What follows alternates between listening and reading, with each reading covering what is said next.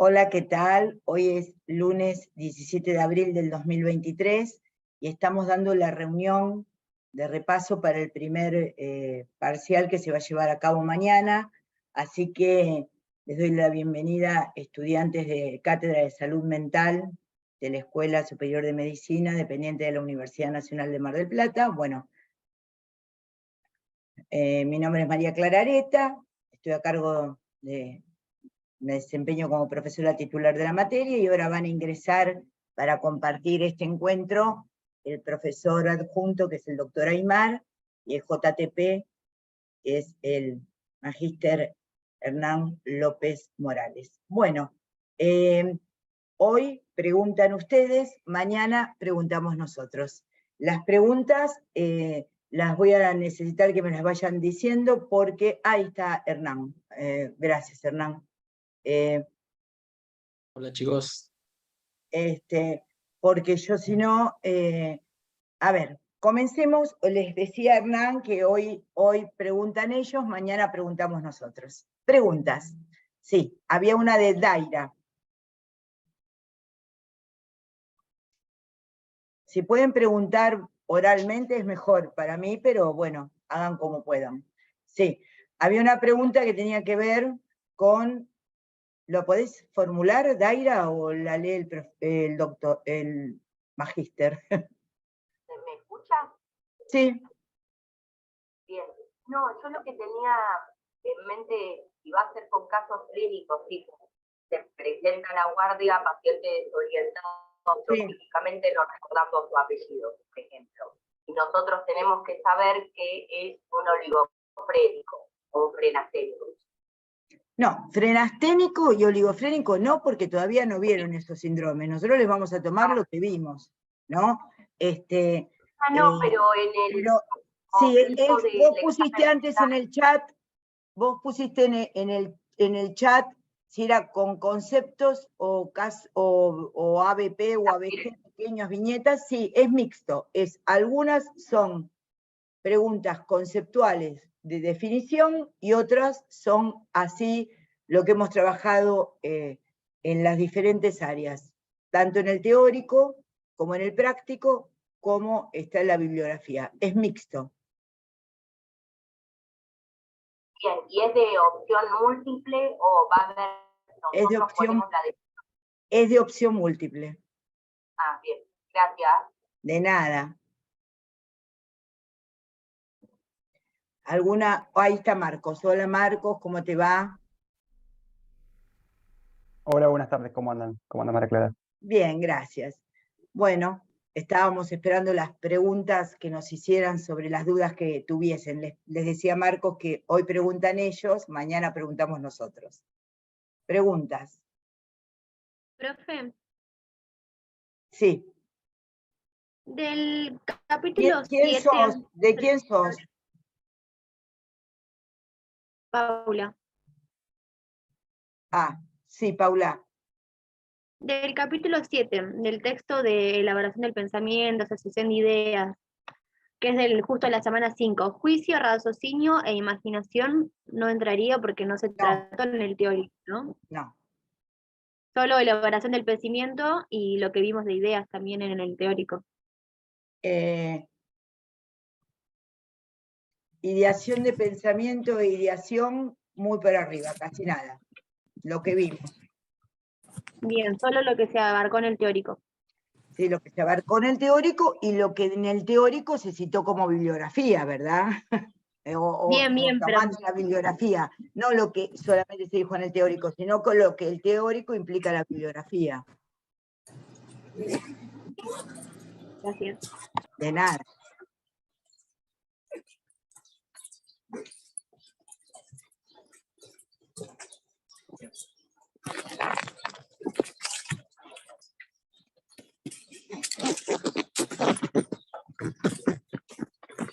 Preguntas, dudas, comentarios. ¿Alguien quiere preguntar algo para aclarar alguna duda que haya quedado sobre lo que hayan estudiado? Con respecto a lo que es la ley de salud mental, ¿lo tenemos que aprender por artículos o saber cómo se da en las diferentes situaciones. Tipo el órgano de revisión, cuáles son sus características. No les vamos a tomar como si fueran abogados, no, tienen que entender el espíritu de la ley y los conceptos de la ley. Claro, que es para... Bien.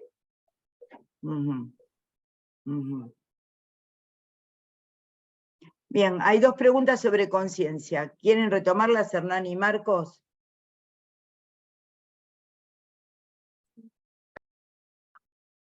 Bueno, dice, hola profe, no me quedó claro los tipos de estado de conciencia y las alteraciones.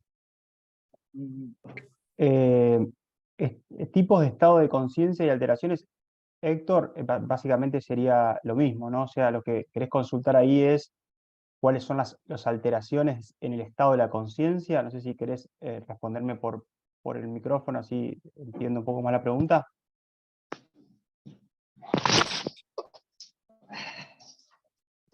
Héctor. ¿Eso? Bien. Bueno, nosotros acá lo que tenemos que ver, o sea, lo que les comentamos en relación a los estados de la conciencia, las alteraciones pueden ser, digamos, en un estado, la normalidad o el paciente que está despierto, sería lo que es la lucidez, el máximo estado de conciencia. Después, cuando existe una disminución del estado de la conciencia, aparece la vigilia. Tienen que recordar qué se entiende por paciente lúcido, que es un paciente que está con la atención, la sensopercepción y la memoria conservada, y además de eso nosotros le comentamos que incluiríamos la orientación. Y después, las alteraciones en el estado de la conciencia, aparece lo que es la obnubilación del estado de la conciencia, y dentro de la obnubilación podemos encontrar diferentes grados, de menor a mayor, el enturbamiento, la somnolencia y el coma. Eso lo describe así Beta. Pueden tomar esa, digamos, esa clasificación, o bueno, otra, pero esa es la que nosotros tomamos como digamos, bibliografía, la de Beta, así que pueden usar eso. Eso es lo que, no sé si te respondí la pregunta, Héctor.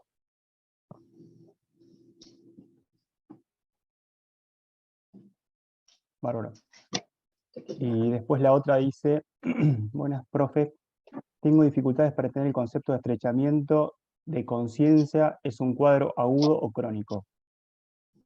En general las alteraciones del estado de la conciencia, no sé María Clara, pero lo entiendo como algo en general más agudo, ¿no?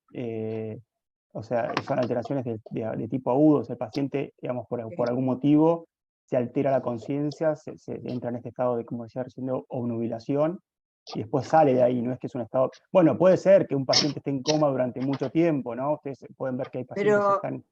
Pero en realidad lo entiendo como algo más agudo. No sé si María Clara querés hacer algún comentario. Sí. En psiquiatría, cuando se pide la interconsulta, es básicamente, no es una interconsulta pedida por grado, los médicos que están en las otras especialidades, cuando piden, hay una obnubilación, el paciente está en un grado de un estado, una alteración de la conciencia, obnubilación o en franca confusión mental, en general llaman, pero primero lo que hacen es justamente llamar al neurólogo o descartar factores orgánicos, porque siempre tienen que entender que la confusión mental siempre hay que descartar factores orgánicos, ¿no? El otro día una causa que nos dimos de factores orgánicos eran los tumores cerebrales, porque quedó... entonces, lo que podemos ver nosotros en psiquiatría es justamente los estados de confusión mental aguda, digamos, en donde tenemos que diferenciar, ya le digo, si es orgánico o si es mental. Si es orgánico o si es psíquico, tomando mental, psíquico, subjetivo como sinónimos. Mental, psíquico, subjetivo como sinónimos. Lo otro es de causa orgánica. Entonces, algunas cosas orgánicas, algunas enfermedades orgánicas pueden expresarse psíquicamente. Y hay otras cuestiones que son solo psíquicas, ¿sí? Entonces, lo que tienen que, había un chiste que hacían, digamos, los psiquiatras viejos, pero eso lo vamos a ver para más adelante, no entraría en este parcial, pero lo digo porque, bueno, siempre uno aprende, o uno trata de aprender algunas veces, ¿no? Que decían que las esquizofrenias, que ustedes no la van a ver en este parcial, que empezaban con síndrome confusional, decían evolucionan bien, y los psiquiatras viejos decían, claro, porque no eran esquizofrenias. ¿Se entiende? Es como un chiste en el punto de que si empezó con un cuadro confusional, no vamos a entender, digamos, que es de movida una psicosis. Psicosis, como vamos a ver para el cuatrimestre que viene, la psicosis disociativa, ¿se entiende? Ni una esquizofrenia, ni una paranoia, ni parafrenias.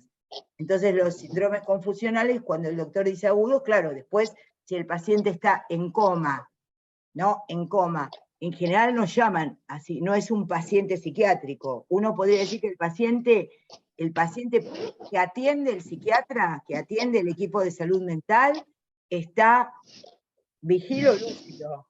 Vigil y o lúcido, ¿se entiende? Vigil es, ¿se entiende? Que está despierto, ¿no? Y que, bueno, y lúcido que tiene, reúne estas tres cuestiones que planteó Marco para poder comunicarse. Si no, en general, con los pacientes comatosos no hacen la interconsulta con psiquiatría. Nosotros en general no trabajamos con pacientes comatosos.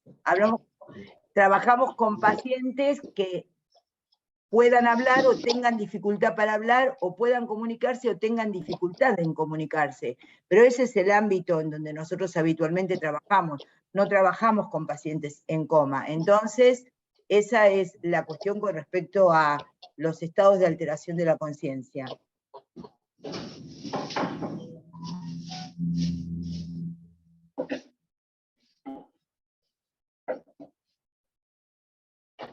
Quería María Clara que lea algunas preguntas del chat y las vamos resolviendo. Sí. Florencia Toni pregunta, ¿la entrevista psiquiátrica es de asociación libre como vimos en el teórico o semiestructurada como vimos en el práctico? No, es semiestructurada la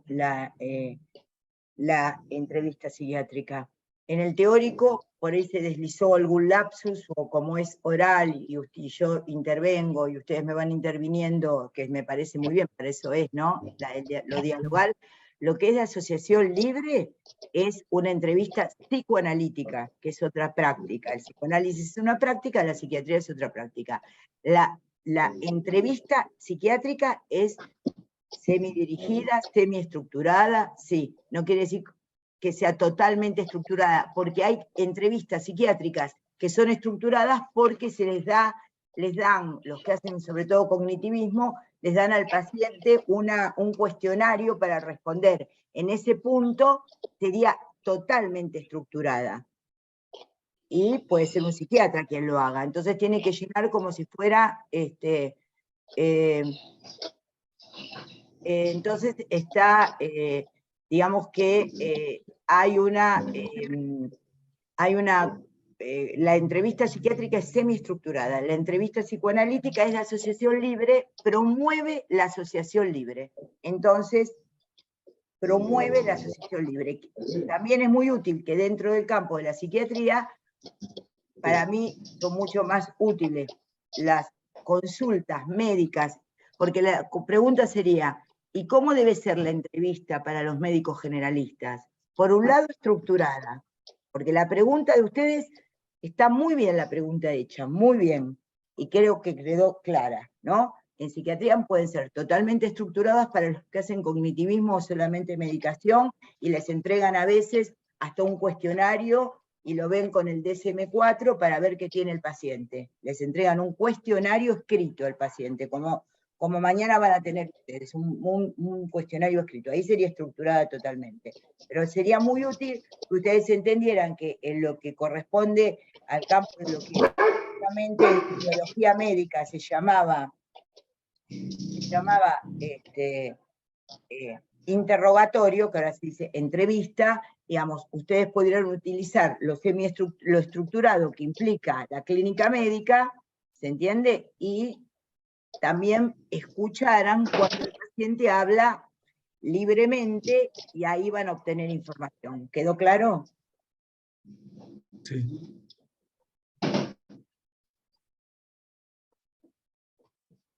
Bien. ¿Otra pregunta? Perfecto, vamos por la siguiente. Sofía Schindler pregunta, hola profe, quería consultar por el núcleo 1. Hay una pregunta en el trabajo práctico en el cual hay que relacionar el concepto de enfermedad, trastorno, discapacidad. La verdad no me quedó muy clara la respuesta, más allá de que con la discapacidad se da una legitimidad en los derechos, acceso a la salud y rehabilitación. Bueno, ¿querés contestarla? ¿Querés que responda? Sí, Dale. sí. Bien, lo que hace Silvia Faraone ahí, Sofía, es marcar una cierta paridad entre los tres conceptos, ¿sí? Los tres parten de una idea casi deficitaria, ¿no? Desde los modelos biológicos, se entiende, digamos, el concepto de enfermedad remite más a un modelo biomédico, más bien biológico, ¿sí? Asociar la enfermedad al advenimiento de algo que genera desadaptación al medio y que esa realidad en general es entendida como una cosa, ¿sí? Por eso se habla muchas veces de que se cosifica la enfermedad como un ente biológico.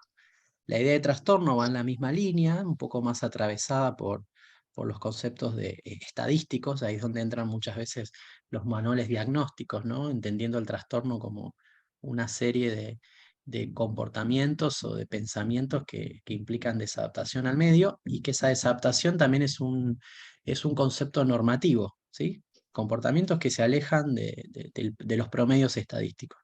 La idea de discapacidad en esta relación es entender a la discapacidad como desde su carácter deficitario, ¿sí? A las personas con discapacidad les falta algo, ¿no? Entonces, digamos, entienden a estos cuadros como que algo les falta, ¿sí? El problema implica algo deficitario. Lo que se va a ver con las nuevas perspectivas, por ejemplo, en el caso de la discapacidad, los modelos más sociales, es entender a la discapacidad como, digamos, dentro del entramado social. No es algo que le falta a una persona con discapacidad, sino de cómo el entorno remarca esa dificultad, ¿sí? Entonces ahí hay un compromiso dentro de las nuevas legislaciones de la sociedad marcando algunas barreras, ¿sí? Por ejemplo, una discapacidad motora está dada también porque hay ciertas dificultades motoras en algunas personas que colisionan con las barreras que pueden ser barreras arquitectónicas, ¿sí? Entonces, desde ahí la discapacidad se ve desde el interjuego entre el medio y las personas, ¿sí? Pero dentro de la lógica enfermedad, trastorno, discapacidad, la discapacidad como algo deficitario, como algo que falta, como algo que impide el normal funcionamiento. No sé si queda más claro ahí. Sí, profe, quedó más clara, ahí tengo el micrófono prendido. Gracias. Buenísimo. De nada, Sofía. Hola, buenas Bien, tardes. continúo No sé con la si se me siguiente. escucha. Sí, Gustavo. A mí me quedó una duda desde las lecturas que he hecho, pero más como tema personal, no sé si entrará en el parcial o no. No, Quería siempre. saber bien el significado de forclusión. ¿Cómo? El significado de Lacan de forclusión. No, pero en este primer parcial no entra, y te lo dejo, te lo vamos a ir respondiendo y Bárbaro, trabajando gracias. en el segundo cuatrimestre, que es la teoría lacaniana sobre la psicosis, pero en este parcial lejos estamos de preguntar eso. Después, cuando lo demos en el segundo cuatrimestre, lo vamos a trabajar. Sí. No. Muy bien. Gracias, Gustavo. Gracias, Gustavo. Continúo. Ceci Bardiero pregunta, profe, no me queda claro la diferencia entre delirio e ilusión. Había entendido que en ambos hay conflicto del sujeto. No, el delirio, digamos, vos para este parcial tenés que aprender bien ilusión, porque todavía no trabajamos delirio propiamente dicho, más que por ahí habíamos nombrado síndrome delirante, que yo te dije que como posición subjetiva, pero el tema de la ilusión es una alteración en la sensopercepción que clásicamente por beta definido es la deformación que aparece en la percepción de un objeto real. Hay objeto real y hay deformación. Esa es la alteración de la ilusión, ¿sí? que se define como ilusión. Lo que se opone habitualmente a la ilusión es la alucinación como otro trastorno, como otra alteración sensoperceptiva que aparece clásicamente definida como percepción sin objeto y que yo les agregué en el teórico, que tiene una fuerte significación para el paciente porque hay algo que se le impone como una realidad, y esa realidad sensoperceptivamente es la alucinación, ¿sí? Está lo clásico y lo que pudimos agregar en el teórico. Ahora bien, con respecto al delirio, el delirio es justamente una alteración. ¿Podríamos mutear a los demás, por favor, Hernán y Rosy, coanfitriones? Cuando van... entonces, cuando el delirio es justamente un pensamiento, un trastorno de la ideación y del pensamiento producto de un juicio alterado, ¿se entiende? De un juicio alterado. Quiere decir que es del ámbito ideativo, del pensamiento, de las ideas, y que es producto para la psiquiatría de un juicio justamente de un juicio con una grave alteración, de un juicio perturbado, ¿sí? Entonces, la ilusión es una alteración de la sensopercepción para la psiquiatría con deformación de objeto real. Y delirio es una alteración del pensamiento y de la ideación producto de un juicio desviado. La palabra que pone Beta es desviado, pero, y después vamos a ver cuáles son las otras vertientes de entender el delirio para el psicoanálisis, pero eso lo vamos a ver en el cuatrimestre que viene. Con respecto a que había conflicto o no, lo que yo expliqué, o creo haber comentado en su momento, pues no sé si lo habrás oído o leído de alguien que toma apuntes, no sé, es que cuando el paciente tiene ilusiones, ¿no? Porque justamente, como les dijo el doctor Aymar, como la definición de la lucidez, ¿no? Justamente que esté euproséxico, digamos, que no tenga trastornos en la sensopercepción, esté orientado, como el paciente puede llegar a percibir cierto grado de porque a veces los pacientes pueden percibir que el grado que tienen de principio de realidad les varía, entonces tratan de corregir lo que están viendo. Se ve mucho en los alcoholistas. No, me parece que veo tal cosa, pero trata al paciente de corregir. Entonces en ese momento dije que a veces las ilusiones pueden ser distónicas, no egosintónicas, ¿no? Que pueden ser egodistónicas, que el paciente en algunos momentos de la ilusión puede intentar recuperar justamente el criterio de realidad, advirtiendo que lo que está sensopercibiendo no es lo adecuado a la realidad. Entonces, ¿queda clara la respuesta?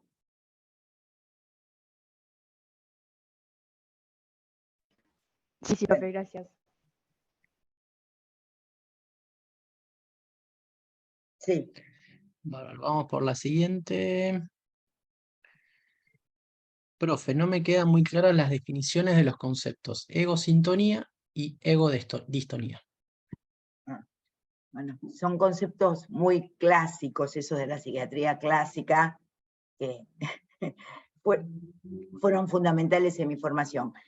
Ego significa yo. Sintonía, ahí lo podemos buscar digamos, sintonía como conforme a, está de acuerdo con. Ego, sintonía es está de acuerdo con el yo sintónico. Y el otro es yo no sintónico, ego distónico, en el sentido que el yo lucha contra eso. El típico ejemplo de esto, que ustedes no lo tienen para este parcial, es la impulsión versus la compulsión.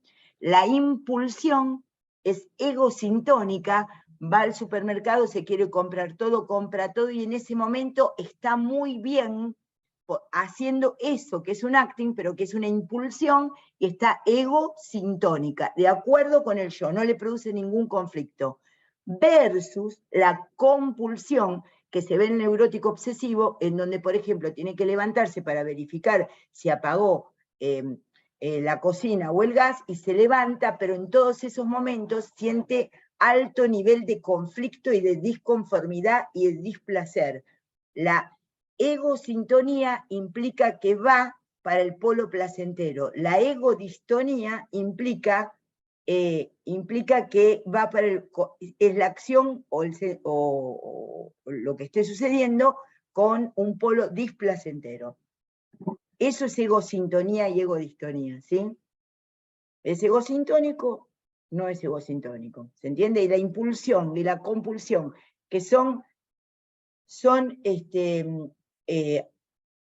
alteraciones de la actividad, pero que lo vamos a ver más adelante, no lo vimos ahora, pero la impulsión y la compulsión son claros ejemplos de la egodistonía y de la egosintonía.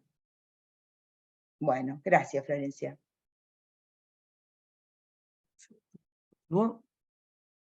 Bien, María pregunta, en alteraciones cuantitativas de la afectividad, además de la depresión simple, ¿hay otro ejemplo de hipertimia displacentera? No, la depresión simple no es un ejemplo de hipertimia, no es el ejemplo paradigmático, de la hipertimia displacentera. La hipertimia displacentera como ejemplo paradigmático es la manía. Placentera es la manía, displacentera, digamos, es la melancolía, no la depresión simple. No sé, por ahí hubo como, no sé qué, no hay ningún cuadro que se llame depresión simple. Yo, por lo menos, no sé si estará en el DSM-5, yo no lo conozco como depresión simple, no sé a qué te referís, digamos, ¿no? Pero el tema es, la hipertimia es la exaltación del estado de ánimo, con un polo placentero, la manía, y con un polo displacentero, la melancolía. Esos son los ejemplos paradigmáticos de hipertimia displacentera. Manía, melancolía. Las dos, la manía con hipertimia placentera, porque tiene ideas de grandeza. Lo que da placer en el momento de la hipertimia placentera, de la manía, de la exaltación del ánimo, son ideas erotómanas y megalómanas. Erotómanas con respecto a ser amado y megalómanas con respecto a el poderío, omnipotencia del yo. Esas son las ideas delirantes que habitualmente son las características de la manía como placentera. Y de la melancolía, con hipertimia placentera, hipertimia displacentera, que es la melancolía, va acompañada de ideas ruina y daño. ¿Queda claro?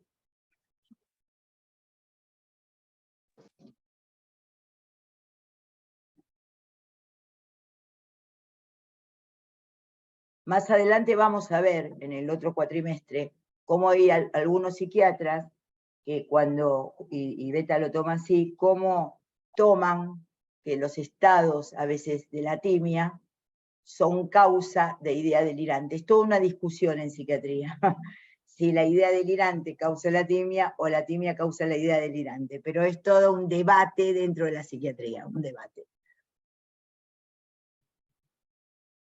Bien, perfecto. Sí. A ver, te voy a contestar así. Las alucinaciones verbomotoras son patognomónicas de la esquizofrenia. No es que la esquizofrenia tiene alucinaciones patognomónicas, porque a veces es un problema lógico, de la expresión lógica, ¿no? Entonces, las alucinaciones verbomotoras son patognomónicas de la esquizofrenia. Sí. Hay algún debate de base para alguna parafrenia fantástica, pero no viene ni al cuatrimestre, ni al parcial, ni a lo que ustedes saben. Para eso es importante que lo sepan, sí. Y las anestésicas, claro. Para alucinaciones, sí. A ver, a veces, digamos, ven, está muy bien, ahora entienden esto que hay, lo que interesa es las alucinaciones verbomotoras son patognomónicas de la esquizofrenia. ¿Quiere decir que hay otras? Sí, hay otras. Por ejemplo, las anestésicas. Digamos, todas las alucinaciones que tengan que ver con los problemas, que tengan que ver con el cuerpo, implican que justamente no está armado ese triángulo o ese trípode que el otro día les armé, el cuerpo depende del orgánico y el cuerpo depende del lenguaje. Es decir, algo está alterado en el lenguaje que produce una alteración, se desestabiliza el cuerpo y empieza a no responder como siempre. ¿Qué significa eso? Lo que podemos llamar la normalidad, la estabilización, tanto neurótica como psicótica, el cuerpo es bastante silente. Eso lo tienen que aprender como médicos. Eso lo tienen que aprender como médicos.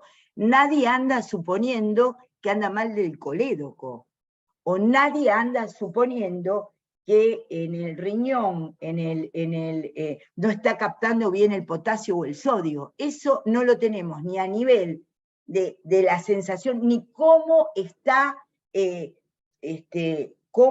filtrando el riñón, ni cómo está saturando, digamos, el oxígeno. No lo tenemos presente ni como sensación corporal, ni como idea.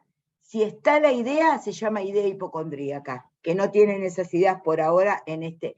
Y si está justamente en el cuerpo, se llama alucinación senestopática. Pero lo que vamos a diferenciar bien, y lo vamos a hacer el próximo cuatrimestre, pero para eso teníamos que ir aprendiendo lo que vamos aprendiendo ahora, y es pertinente la pregunta, es diferente tener preocupaciones somáticas, preocupaciones con un tema somático, como tienen algunas personas neuróticas, a tener la vivencia. Por eso digo que la alucinación es una fuerte significación.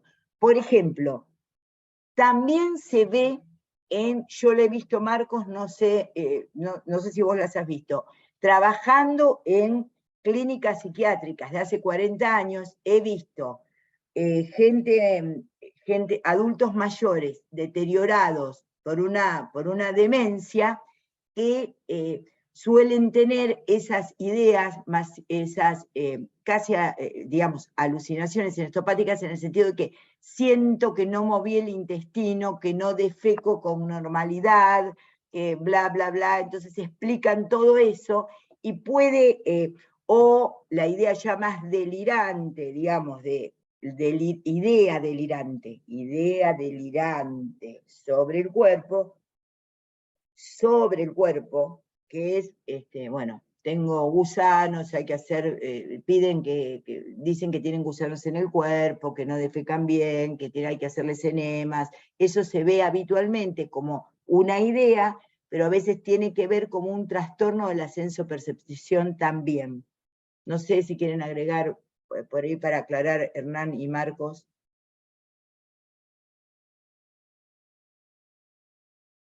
Creo que está bien, o sea, no hay mucho más, creo que está claro. ¿Les quedó claro a ustedes, chicos, de la pregunta?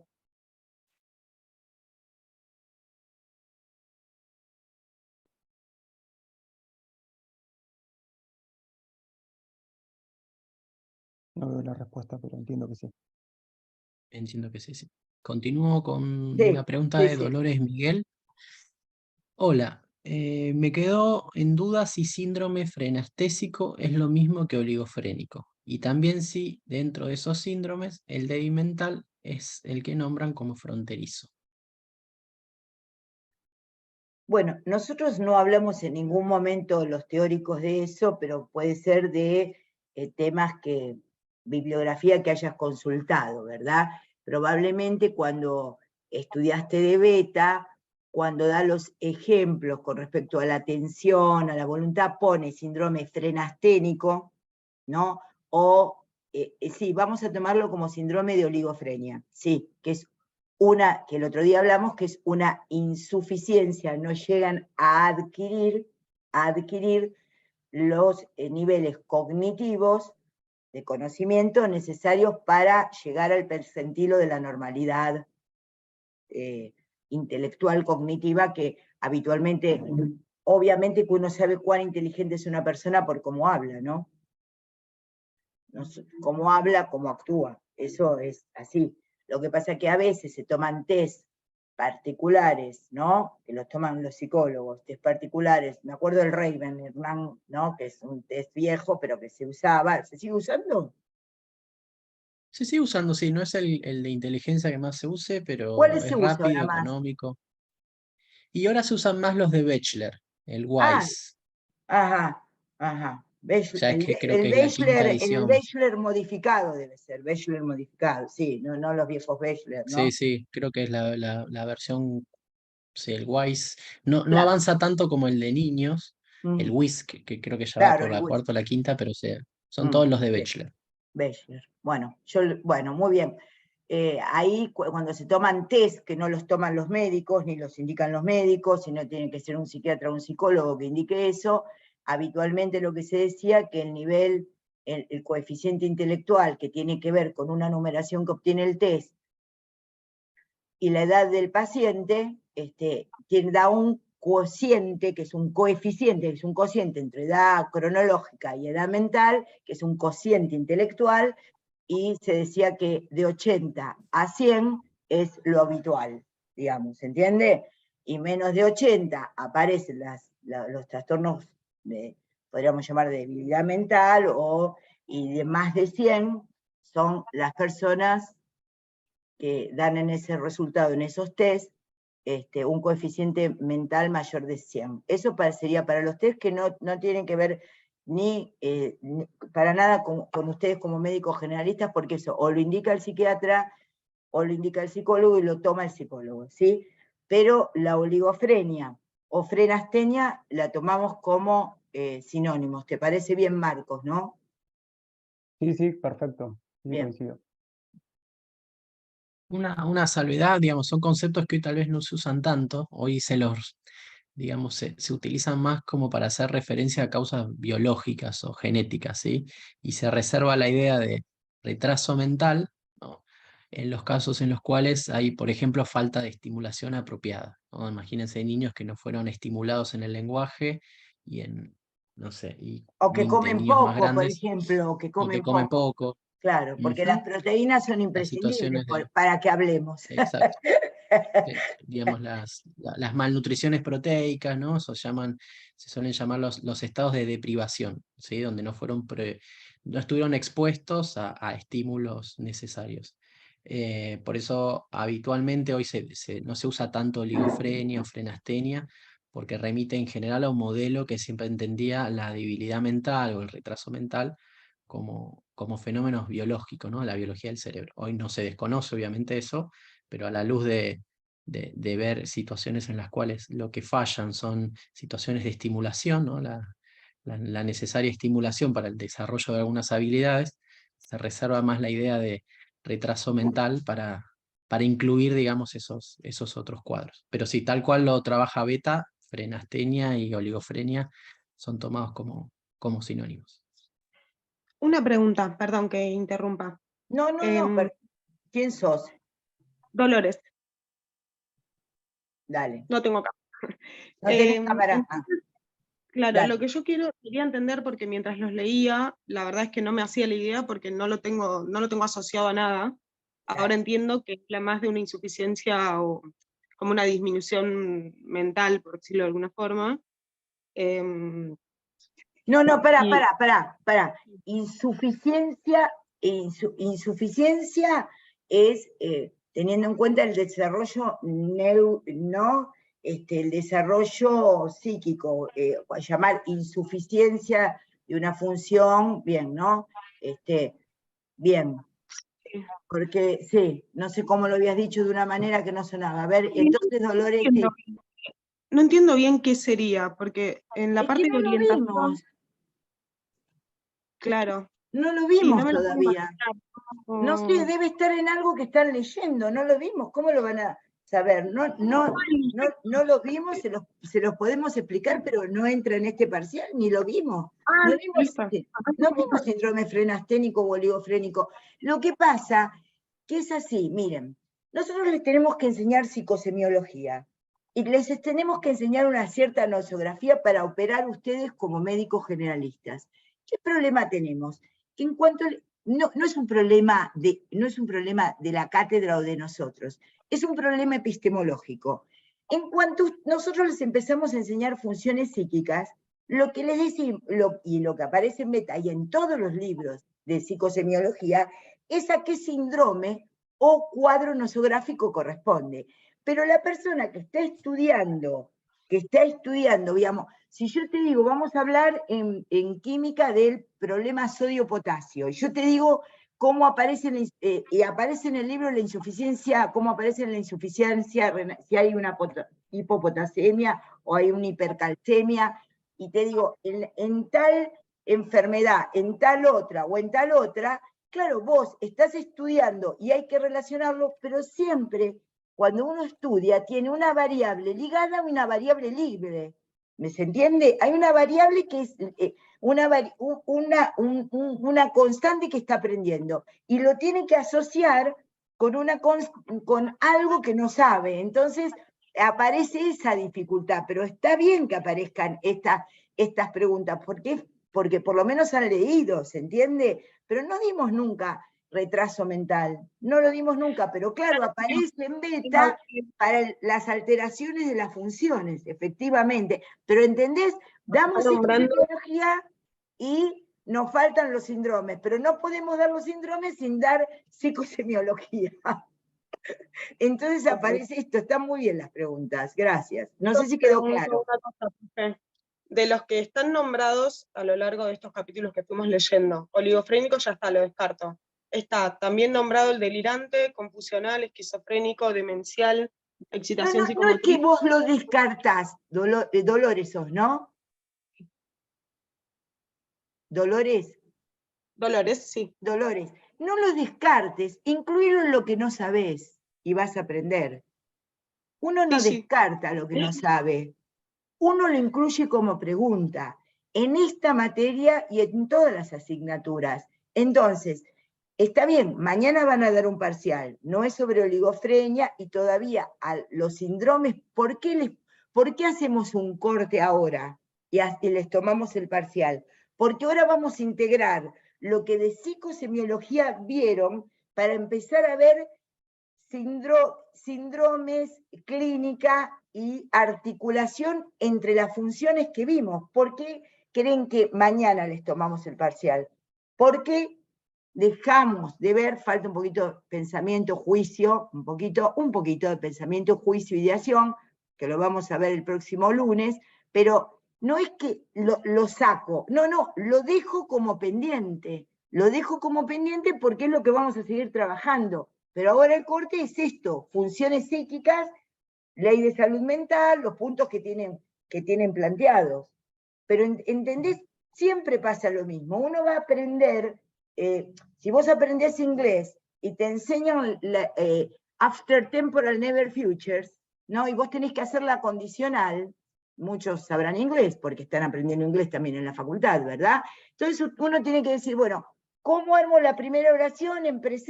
¿Cuál es la primera posible y probable, la segunda es posible pero no probable, y la tercera en inglés es imposible. Bueno, pero ustedes siempre se encuentran cuando uno va aprendiendo con un sector que no se estabiliza literalmente en el concepto que uno va aprendiendo, pero es así, está muy bien, pero no es que lo sacás.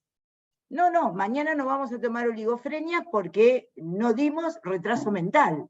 Está en Beta, sí, tenelo presente para cuando lo veamos, lo vas a poder trabajar. Clara, un comentario para aclarar que, porque muchas veces las preguntas vienen por ahí.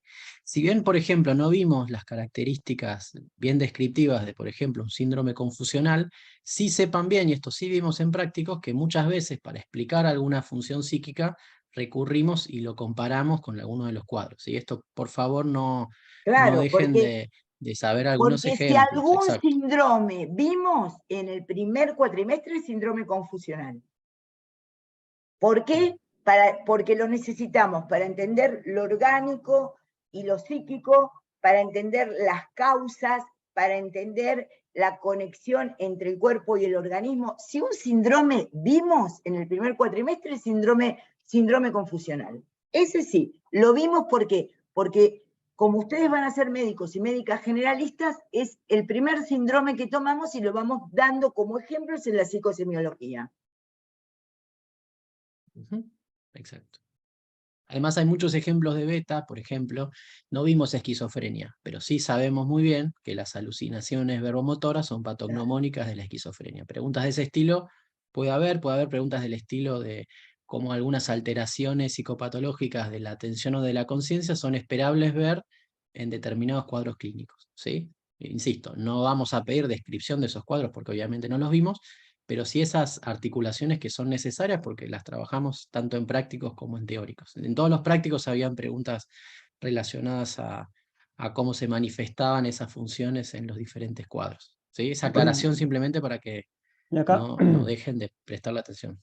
sí, y acá un poco en relación a esto, que como ustedes están viendo, digamos, el tema de los ejemplos, para ver las alteraciones en las funciones psíquicas, lo que habíamos planteado en algún momento era, por ejemplo, cuando hablábamos de, no sé, de los cuadros de deterioro cognitivo, que es otro de los temas que por ahí tocamos un poquito, de las demencias, y decíamos que había que evaluar al paciente y tener en cuenta el nivel cognitivo, el nivel, digamos, que tenía previamente el paciente para poder decir que en una demencia había un deterioro, tiene que haber un déficit con respecto al funcionamiento previo, entre otras cosas, entre la alteración de la función de la memoria y algún otro dominio cognitivo. Decíamos que en el caso, por ejemplo, de los pacientes que tienen, como tomaban recién, lo de la oligofrenia o el retraso mental, ya como nacieron, por decirlo de una manera, con un déficit cognitivo, uno tiene que tomar en cuenta eso para decir que para que sea una demencia, tiene que tener un deterioro mayor al que tenía hasta ese momento. O sea, si yo tengo un paciente de 30 años que tiene un déficit cognitivo producto de una debilidad mental, oligofrenia o frenastenia, síndrome frenasténico, no puedo decir que en realidad es una demencia si el déficit cognitivo fue siempre el mismo. Eso por ahí lo tomamos. Entonces, cuando vean cuestiones de funciones cognitivas, ustedes dicen, bueno, si un paciente que tiene ciertas alteraciones propias de la debilidad mental, lo pueden poner como ejemplo, pero no lo vamos a tomar, como recién decían María Clara y Hernán, la que ustedes tengan que describir el cuadro, porque eso lo vieron. Pero se entiende que no se pueden dar funciones psíquicas si no se alude a los síndromes, y no se puede dar los síndromes si no se aprendieron las funciones psíquicas.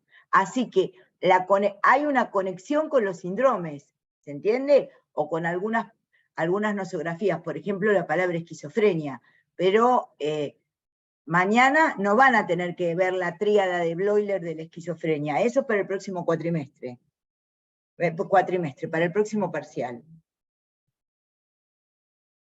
Ahí sí van a ver Bloiler, Kraepelin y otros autores con respecto a lo que es la esquizofrenia, ¿sí?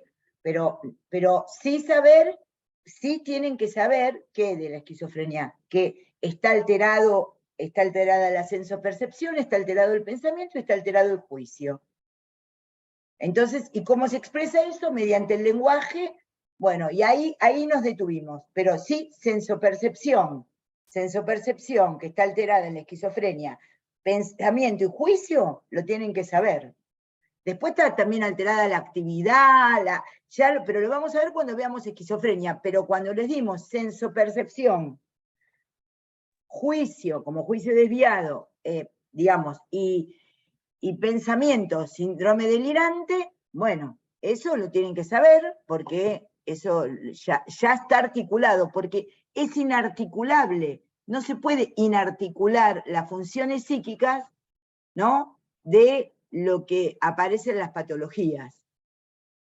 Por ejemplo, si ustedes están viendo cómo funciona, están viendo cintura pélvica, ¿no?, y miembro inferior, vamos a ver miembro inferior, y están viendo funciones del cuádriceps, ¿cómo lo aprendían en ARTI 1, ARTI 2? ¿Cómo lo aprendían?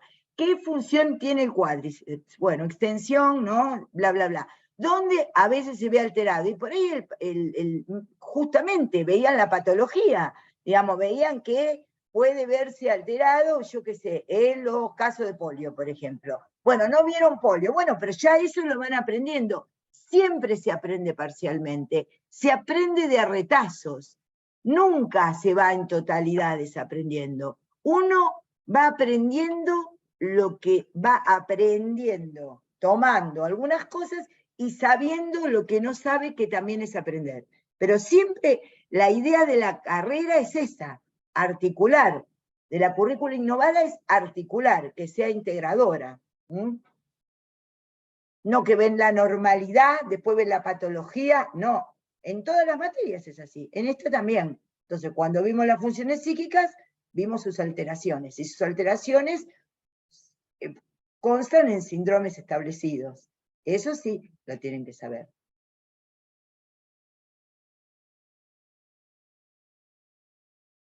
¿Continúo con la siguiente pregunta? Sí. Mercedes dice, cuando se habla del concepto de anomalía y enfermedad, ¿la diferencia sería que anomalía no es patológica? No me queda claro eso en el texto de normal y patológico. Bueno, decilo vos, Hernán. Bien, Mercedes, sí. Mercedes, mira, ahí hay una pequeña licencia que se toma Canguilhem, ¿no? Licencia, y ahora voy a explicar por qué.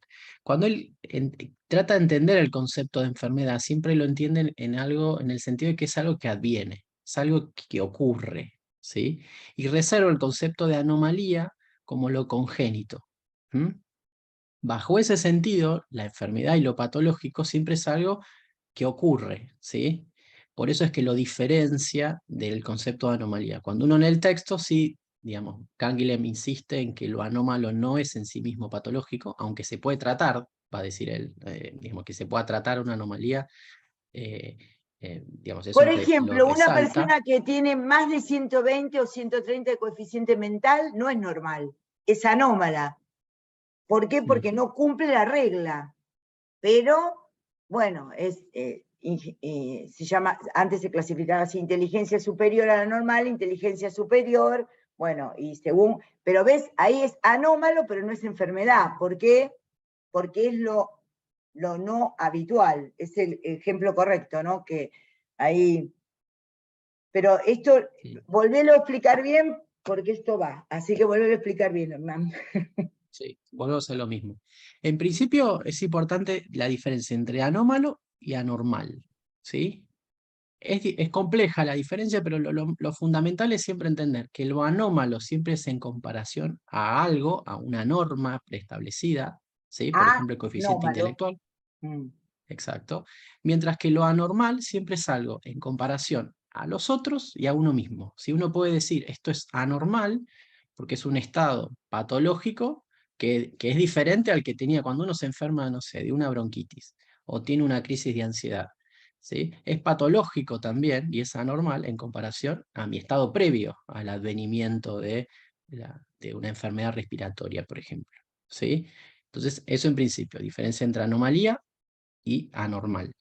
Después lo que hace Canguilhem es trabajar esta tensión entre lo anómalo y lo enfermo, ¿sí? Entonces acá es donde dice, lo anómalo siempre remite a una causa más bien congénita, a diferencia de enfermedad, que remite más a una idea de que es algo que le sobreviene al sujeto, es algo que le ocurre al sujeto, ¿sí? Por eso reserva la idea de lo patológico y de la enfermedad a esta situación, y lo anómalo más en el sentido de, como decía hoy María Clara, por ejemplo, nacer con 6 dedos. No es una enfermedad nacer con 6 dedos, ¿no? En el sentido que lo trata Canguilhem, ¿sí? Simplemente es una anomalía porque se aleja digamos, es algo extraño porque se aleja de lo esperable, ¿sí? Después él insiste que no por ello lo anómalo no tiene tratamiento, ¿sí? Un buen ejemplo puede ser un retraso mental, por ejemplo, ¿sí? No vamos a negar que es necesario en muchos casos ciertos tratamientos, ¿sí? Si bien se trata de una anomalía, refiere básicamente a eso. No sé si quedó claro, Mercedes.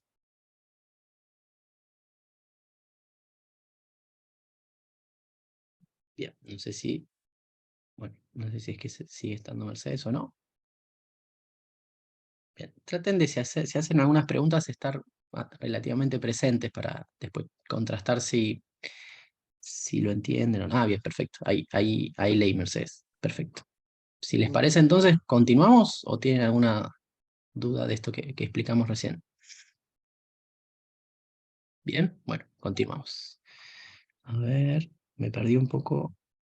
Bien, lo de verbomotoras ya lo vimos y verbales, eso ya quedó explicado. Dice diferencias entre alucinaciones verbomotoras y verbales. No, no. Bien. Bueno, lo empiezo a explicar, después lo seguí Marcos. Si tomamos las alucinaciones por los sentidos, digamos, y pensamos alucinación como alteración de la función senso-percepción del ámbito auditivo, las auditivas pueden ser solo ruidos, no verbales o verbales, palabra articulada. Dentro de las verbales, palabra articulada, puede corresponder, que después lo vamos a ver bien en el síndrome, en la esquizofrenia, puede corresponder, digamos, las verbales, que son palabra articulada de verbo, se articula, sujeto y predicado, hay articulación, ¿no? Sujeto y predicado, ¿no? El sujeto y el sujeto y su cualidad se articulan por el verbo. Todo eso, bueno. Entonces, son verbales, pueden ser de diferente orden. Pueden ser voces insultantes, voces con voces comentadoras de los propios actos, pueden ser órdenes, en general son cortas, matate, mové la cadera, sos una puta, sos puto, digamos, puto, puta, cornudo, digamos, son en general voces insultantes, y en general son displacenteras, excepto las que tienen contenido místico. Antes me olvidé que en la afectividad exaltada es erótico, en la afectividad exaltada placentera es lo mismo que es erótico, megalómano, y también el místico, el delirio místico también es placentero. Entonces, lo que podemos pensar acá es que la alucinación, volvemos al trastorno de la sensopercepción, pueden ser justamente auditivas, verbales y no verbales. Las verbales son de palabra articulada, las no verbales son ruidos, acúfenos, etc. Eso no quiere decir que un paciente que tenga síndrome de Meniere, que haya que uno de los síntomas es el acúfeno, vaya a estar alucinado, sino que él dice, ay, tengo un sonido en la oreja que no me deja escuchar bien, y ay, cómo me molesta, ven, lo plantea como una normalidad, diría Hernán, ¿no? Y tomando a Canguilhem, lo plantea como una normalidad. Antes no tenía este ruido, ahora tengo este ruido, pero me molesta para escuchar. Ego distónico, está ego distónico porque advierte que le pasa algo. Eso no es una alucinación. Eso es otra cosa. La alucinación, por eso es la alteración de la sensopercepción con un alto nivel de significación y autorreferencialidad y certeza.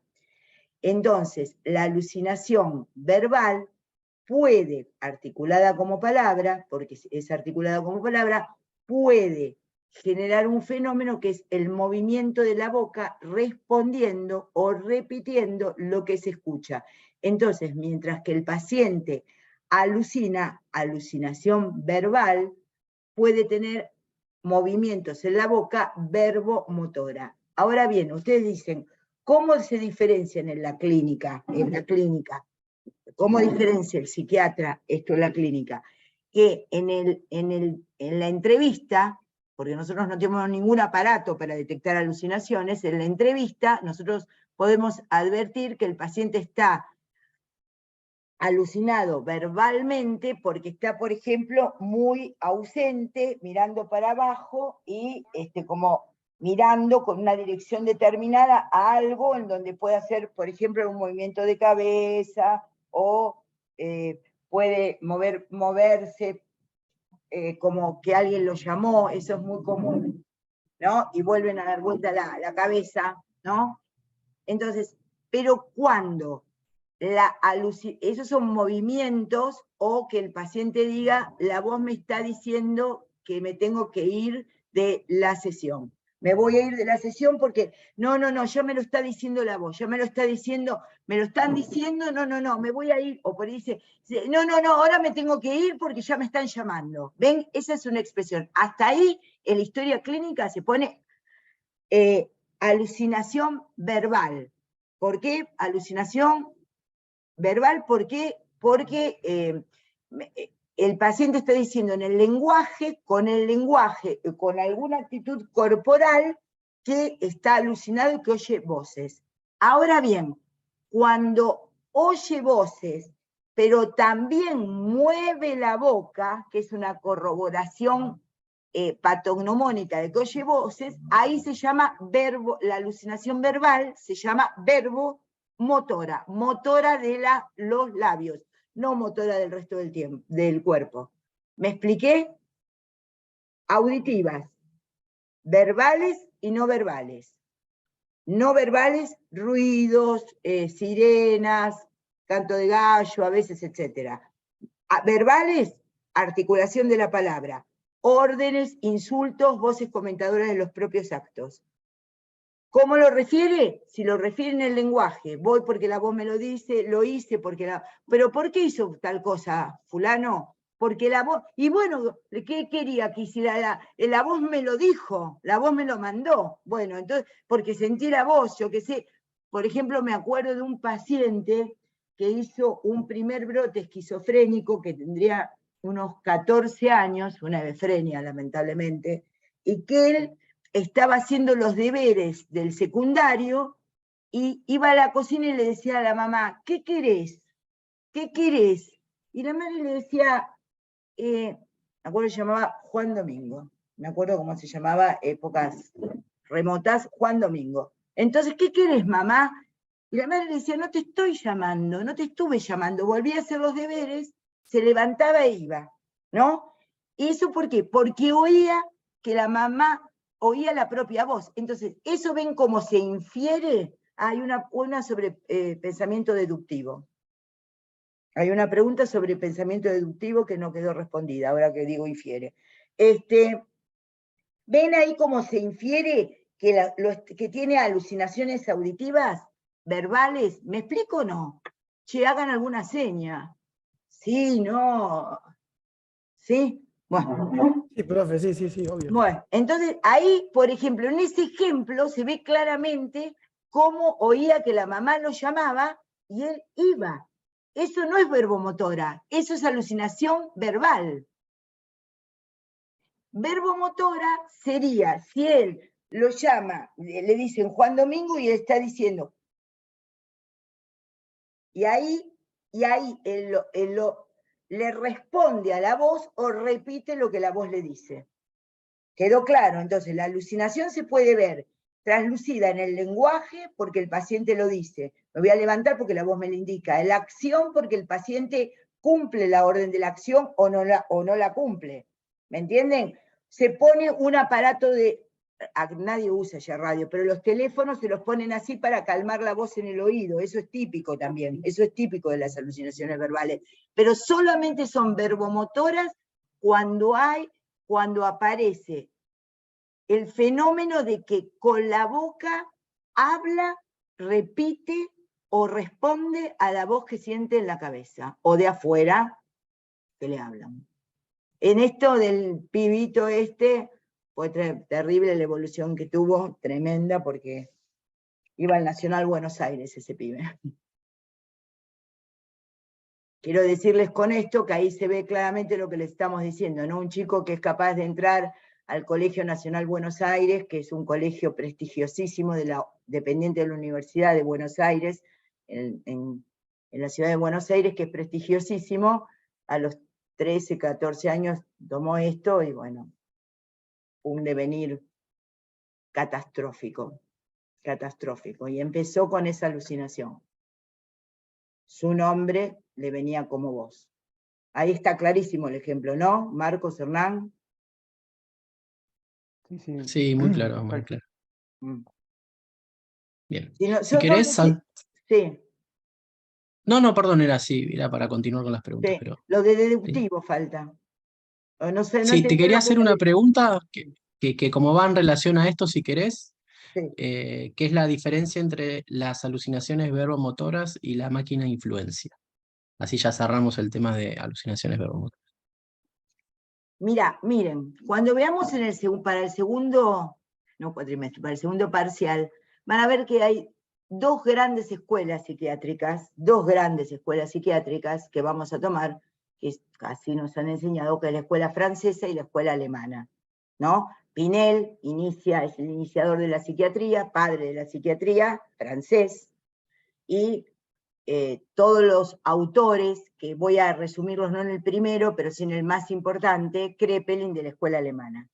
Hay algunas cuestiones, a mí me encanta el tema, que coinciden y que no coinciden en la escuela francesa y la escuela alemana. La escuela francesa es más sindromática, la escuela alemana es más nosográfica. Quiere decir, en la escuela francesa aparecen síndromes con nombres, ¿no? Síndrome de Clerembault, bueno, los franceses nombran con nombres y los alemanes con nosografía. Ya lo vamos a ver porque un poquito de eso les voy a dar porque a mí me interesa muchísimo el tema y me parece que es interesante como para que lo aprendan. Entonces hay algunas cuestiones que quedan planteadas de un lado y del otro en este sentido. La máquina de influencia, ¿cómo se llama máquina de influencia al concepto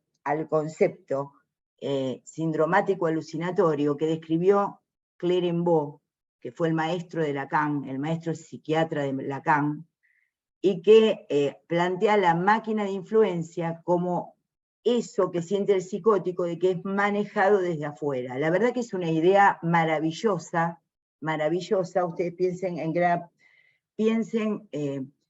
la idea de ser manejado por el afuera. El psicótico tiene la idea de ser manejado por el afuera. En general, entonces eso se llama, para Clerembault, quien describió la máquina de influencia, pequeño y gran automatismo de Clerembault, que ya lo vamos a ver, ahora no.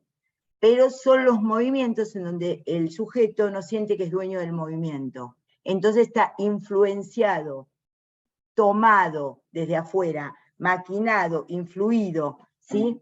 Recuerdo, y en general tiene que ver justamente con senestopatías y cinepatías, no me sale la palabra de la alucinación de movimiento, sinestesias, y kinestesias, ahí está. Kinestesia, de movimiento, como cine, kine, ahí está, kinestesia.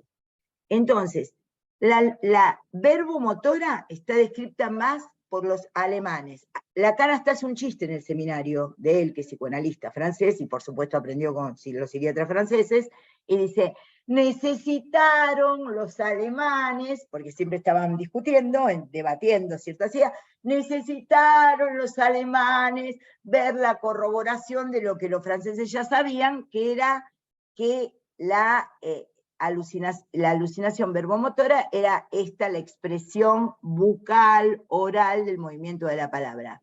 Ahora, la máquina de influencia en general tiene que ver por el sentimiento de ser coordinado, ordenado, manipulado por una fuerza externa. En general, cuando se le pregunta, en mi experiencia, vemos Marcos, en mi experiencia, ¿por qué está moviendo la boca? Porque estoy respondiendo, dice el paciente. Puede decir por qué me mandan, pero en general dice, bueno, porque estoy hablando. Porque estoy hablando. Escúcheme, fulano, ¿por qué está moviendo la boca? Bueno, porque estoy hablando, y no estaba hablando, estaba moviendo la boca. Entonces, dejamos la alucinación verbomotora para esa particular expresión de la alucinación verbal, auditiva verbal, movimiento de la boca. Y la máquina de influencia la dejamos para los movimientos, las sensaciones y las ideas que corresponden a ser manejados, coordinados, yo qué sé, por fuerzas exteriores. A un paciente que estaba atendiendo un colega, veía la televisión en ese momento, había Tocom, ahora también, porque con el Flow hoy hay algo parecido al Tocom, ¿no? Entonces él veía a una tipa que ahora es una vieja para ustedes, total, que Graciela Alfano, pero en ese momento era preciosa, es como si ahora vieran una actriz preciosa, divina, ahora, bueno. Entonces él decía que le ponía un repasador arriba del Tocom, porque cada vez que parecía esta actriz Graciela Alfano, a él desde afuera le hacían parar el pene. Se me para el pito, doctor. Aparece Graciela Alfano y los extraterrestres o no sé qué me paran el pito, ¿sí? Entonces, fíjense el cortocircuito subjetivo que implica eso. Hay una máquina afuera y un organismo que responde. No hay ningún sujeto que pueda decir que a él le calentaba a Graciela Alfano. ¿Me entienden la diferencia? Porque ¿cuántos sabrán, hombres, mujeres, personas, se habrán pajeado con Graciela Alfano, con el que le guste a cada uno? Pero uno dice, la persona dice, me gusta, la persona dice que le gusta, pero miren lo que es la psicosis, viene la máquina de influencia, sale Graciela Alfano y el Tocom hace que él tenga una erección. ¿Ven que no hay, ahí es un ejemplo príncipe de lo que es la máquina de influencia? No hay sujeto que dice, me pasa tal cosa, en cambio el neurótico, el alterado, el neurótico que está mal dice, no, ¿y por qué me pasa esto? ¿Y por qué? Lo veo y ya sufro, inmediatamente se implica, se involucra. En lo otro no hay involucración subjetiva, porque hay una falla severa en el sujeto, una falla severa subjetiva. Pero ese es un ejemplo que me enseñó Jorge Velasco, el doctor Jorge Velasco, que fue mi instructor de residentes, era un paciente que le atendía. Un ejemplo, y le ponía un repasador al Tocom para que no pasaran los rayos, para que no tuviera erección el paciente. Es increíble, ¿no? Bueno. ¿Ven que el fenómeno que haya una erección cuando hay una erección en un varón, o una calentura en una mujer, cuando ve a alguien erótico, no es un fenómeno patológico, pero ¿cómo se entiende eso? Sí, y es la máquina de influencia. Bueno, vayamos al pensamiento inductivo. Bien, a ver dónde está la pregunta, porque creo que estaba más abajo. No entendí qué es el pensamiento inductivo, decía. Hola, profe, ¿qué es el pensamiento inductivo? Vamos a decirla Bien, simple, Hernán, vamos a decirla simple. Pasar de lo simplísimo. particular a lo general, hacer la regla universal. Exacto, o sea, es un tipo de razonamiento donde a partir de enumerar una serie de casos se llega a una regla general. ¿Sí? Este auto es de hierro, este auto es de hierro, este auto es de hierro, todos los autos son de hierro. En la ¿Sí? insuficiencia, Pasamos del caso a renal una regla aparece general. poliuria, oligoanuria, anuria. Bueno, cursa así, infiero que las insuficiencias renales crónicas terminan de esa manera o las agudas así. No sé, Marco, si está bien. ¿Se entiende? Es pasar del caso, lo singular, lo particular, me permite construir el universal general. Eso es inductivo. Deductivo es al revés. De lo general, particular. Todas las insuficiencias renales cursan con periodos de oligoanuria. Tengo una oligoanuria, yo sé la regla general, tengo que pensar si es eso. Las alucinaciones verbomotoras son patognomónicas de la esquizofrenia. Esa es la regla general. Cuando veo eso, y cuando lo veo en el caso, lo deduzco de la regla general. Deductivo es pasar de lo universal a lo particular. Inductivo es pasar de los particulares a los universales. ¿Qué más? ¿Alguna pregunta más? Sí, con respecto a la psicosemiología, dentro de la actitud, ¿cómo sería una actitud pasiva y cómo sería una actitud activa? Actitud activa, a ver Marco, actitud activa te lo referiría a una actitud que tiene una posición reactiva adecuada con respecto al medio. Es una actitud reactiva, adecuada y oportuna con respecto al medio. Entonces, vos ves un tipo que es agresivo, podés tener la estrategia de no contestarle o contestarle, pero las dos son activas, porque pones en juego una reacción adecuada, que te parece adecuada, entonces la actitud es adecuada, se sienta, qué tal, puede estar reticente o no, pero es activo, reticente o no, puede estar colaborador, como ejemplos de actitud activa. La actitud pasiva es la actitud que implica el paciente más en el lugar de objeto, no capaz de responder a los estímulos, adecuadamente, entonces es típico de las psicosis deterioradas, está como muy introvertido. Quiero decir algo, como actitud activa, hay una paradoja que es lo mismo que la hipertimia displacentera. El paciente, en algunos casos de psicosis, de esquizofrenia, básicamente, puede tener una actitud activa, digamos, pasiva, puede haber un negativismo, quiere decir, estar contrera, no lo vamos a tomar en este parcial, puede estar contrario a la indicación que se le da y puede tener una actitud activa, se llama negativismo activo, puede tener un negativismo pasivo, pero es muy sutil. No lo activo, la actitud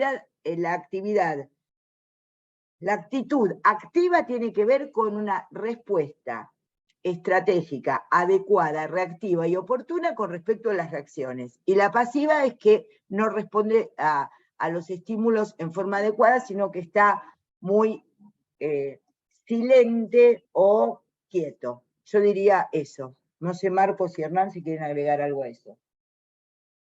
Sí, básicamente eso. En realidad lo activo tiene que ver más con esto, ¿no? Con el buen funcionamiento también de lo que es la energía psíquica, se plantea en algunos textos también, ¿no? O sea, como que el paciente activo es este paciente que va a responder, digamos que el trabajo psíquico va a ser mayor y va a poder responder justamente más activamente a las preguntas, a las preguntas de la entrevista.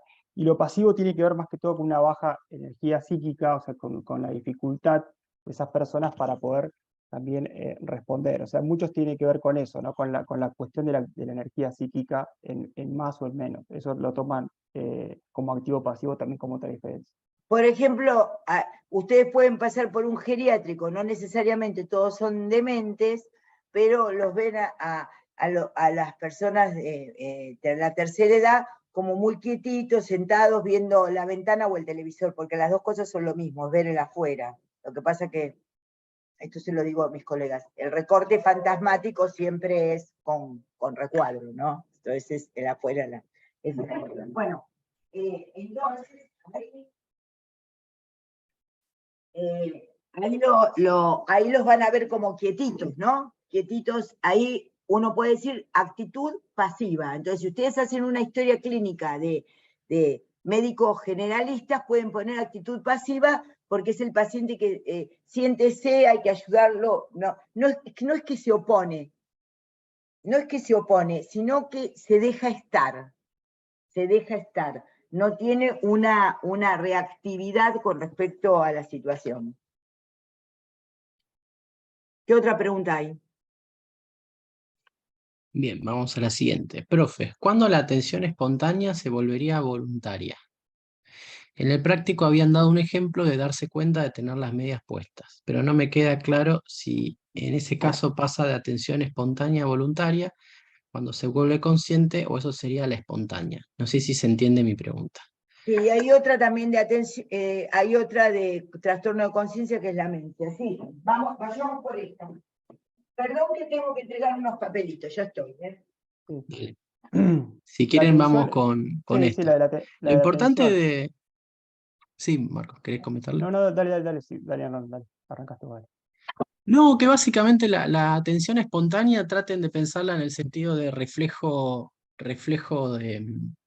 reflejo atencional, ¿no? Cuando uno está, no sé, estamos escuchando la clase y de pronto escuchamos que dicen nuestro Por nombre. ejemplo, Esa el es timbre, atención espontánea. recién, cuando yo me levanté, que entraba una paciente, yo no estaba esperando. Escuché el timbre y me puse de pie, y eso por atención espontánea. Ahí se vio claro el ejemplo. En cambio, si ustedes tienen una atención voluntaria, porque estoy tratando Exacto. de entender, ahí se ve claramente la diferencia. Ujú. Sí, tiene que ver con dirigir intencional o no intencionalmente el foco atencional. Si escucho un ruido y me doy vuelta, intencionalmente no me doy vuelta, no proceso esa información de manera consciente. ¿Sí? En cambio, si yo quiero mirar por la ventana porque estoy esperando que me tienen que pasar a buscar, esa actitud de dirigir mi foco atencional de manera intencional es un tipo de atención voluntaria. Tal vez con el ejemplo de las medias refería a eso, ¿no? Nadie se da cuenta de que tienen las medias puestas, pero si yo les digo, ahora traten de pensar o de llevar al foco de atencional si las medias les aprietan, si las medias están sueltas, si tienen fríos en los pies, ahí rápidamente se dirige el Focaliza. foco atencional. La, Exacto, pero no es que una se convierte en otra. la atención voluntaria es intencionalmente focalizada, y la atención involuntaria, espontánea, es la atención que tenemos, la conexión que tenemos con el exterior por el solo hecho de estar lúcidos. De estar vigiles, Entonces tenemos los aparatos de atención prendidos. Ahora, eso no implica que estamos bien, conscientes, normales, no. Están prendidos los radares, eso es la espontánea. Están on los radares. Cuando focaliza, es voluntaria. Sí, pero hay que tener eso, no es que hay atenciones inconscientes, ¿no? Inconscientemente sería, digamos, lo que hay que tener en claro es que es no intencional e intencional, pero tiene que ver con el foco atencional, no que hay algo que pasa o no pasa de estar consciente, eso ya es otra cosa, Es ¿sí? otra cosa, es Cuando otro es esquema espontánea es, referencial. exactamente, ¿sí? Y había otra relacionada con ciencia, me veo un poquito más abajo, Amencia. Yo no sé, amencia. yo nunca uso el concepto de amencia. No sé, Marcos o Hernán, yo no lo uso nunca el concepto de amencia. Está en beta. ¿Amencia? Sí. No, Para no lo mencionamos conciencia, para nada. yo no lo uso. Está en Es un beta. tipo de alteración de la conciencia, que es esa dificultad entre estar consciente por las dificultades de que muchas veces está asociado a delirios o alucinaciones Sí. oniroides, como si lo onírico se Por eso, presentara de tal manera. no la tomen como trastorno de la conciencia, porque hay un cuadro psicopatológico que se llama amencia de Meiner. Particularmente es una amencia. Se la llamó así, amencia de Meiner, que es un alemán. Pero no está para ustedes, no está para el primer parcial de psicosemiología, ni siquiera lo vamos a dar para el segundo parcial, porque es un cuadro particular. Yo la amencia la tomo como la amencia de Meiner, pero eso porque lo sé yo, no se usa para nada. Le pregunta a la mayoría de los psiquiatras que la amencia de Meiner no tiene ni la menor idea. No lo tomen el concepto de amencia. No lo tomen. Lo mismo pasaba con el concepto de estado crepuscular, que es un tipo de alteración de la conciencia en general en los momentos previos y posteriores a una crisis epiléptica, por ejemplo. Pero bueno, son especificaciones que da Beta para referir cómo se puede alterar el estado, pero no lo vamos a ver porque ni en términos ni por prevalencia ni por uso habitual. especificidad. Exactamente. Que era otra pregunta que habían hecho más arriba. Y me parece que no hay más preguntas, si no me equivoco. No, La esa imagen era la última eidética. pregunta. Ahí es una nueva pregunta. La imagen eidética. Entendí que está entre la mnemónica y la imagen consecutiva. ¿Pero qué quiere decir que depende del fondo?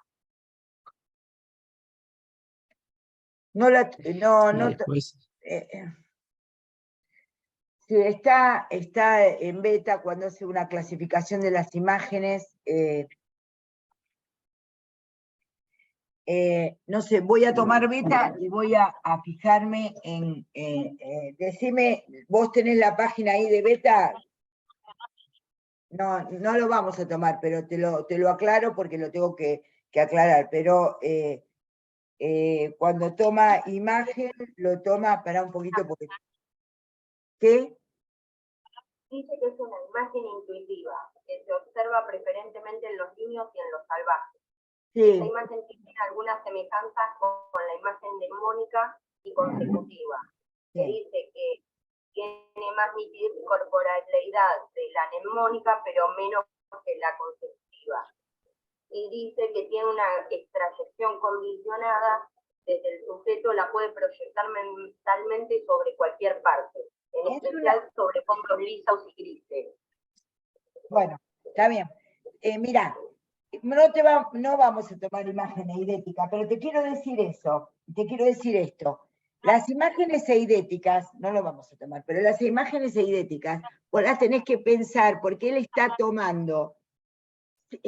pensando, vos pensás que eran tipos que poco podían hacer por los pacientes, entonces tienen una clínica soberana de estas funciones, tienen una sutileza, la descripción de esto, de los síndromes, impresionante. Imagínate con el DSM-4, el DSM-5, va cualquier persona que trabaje en el servicio de salud mental, ya sea seguridad, agarra el DSM-4 y te dice, sí, tiene esto, tiene el otro, llena el formulario, listo, tiene tal trastorno. Imagínate que así es como habitualmente se trabaja. Estos tipos se la pasaban 50 años en los hospicios, viendo pacientes, pensando, eran tipos que sabían alemán y ruso, porque eran muchos del PC, ¿me entendés? Sabían alemán, ruso, francés, genial. Entonces hay como una complejidad a veces en lo que describen, que es muy interesante, rozando la filosofía.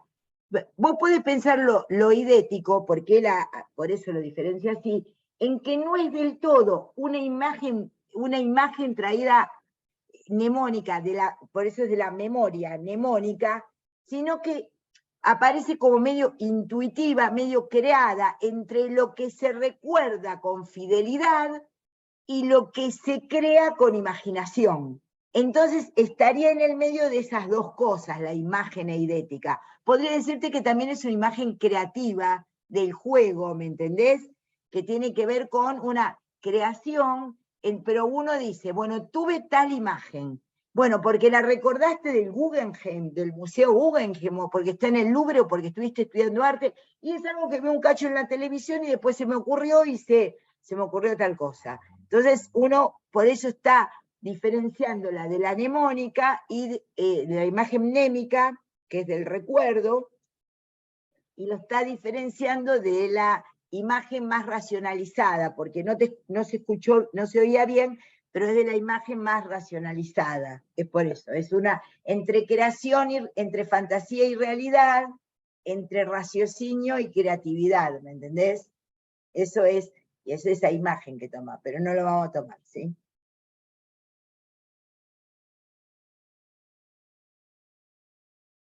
Bien, al menos en el chat ya no hay más preguntas. Bueno, entonces los esperamos mañana, que tal como dice el campus, ¿verdad? Sí, ya en el campus está aclarado que comisión 1 y 2 nos encontramos a las 13 horas y comisión 3 y 4 a las 14:15 más o menos. La idea es que El parcial dura que no nos aglomeremos en una hora para que ustedes lo puedan realizar. 1 hora. 1 hora, ¿sí? Bueno, les deseamos éxito, nos encontramos mañana y que les vaya muy bien. Estudien. Chau. Que les Nos vaya vemos muy bien. mañana. Adiós. Chau, hasta luego, hasta mañana.